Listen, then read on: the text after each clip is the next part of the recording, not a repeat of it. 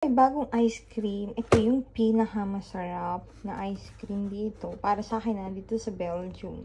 Iceberg. Bago siya. Frisco. Ewan ko kung paano i-pronounce to. How to pronounce this? Frisco Noisella.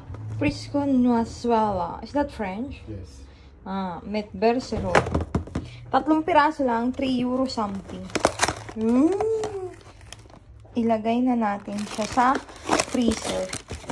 Kasi hindi kasi yung buong box wala nang masyadong space sa freezer. Kaya ilalagay ko na lang yung ganyan. So ganyan. Lagay na natin sa freezer. Diba? Tingnan mo, konti na lang ang laman Ilagay na natin. Isingit lang natin dyan.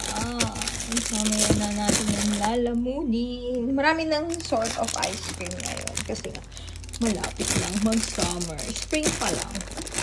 Pero malapit na. Masarap! Ayan. Yay!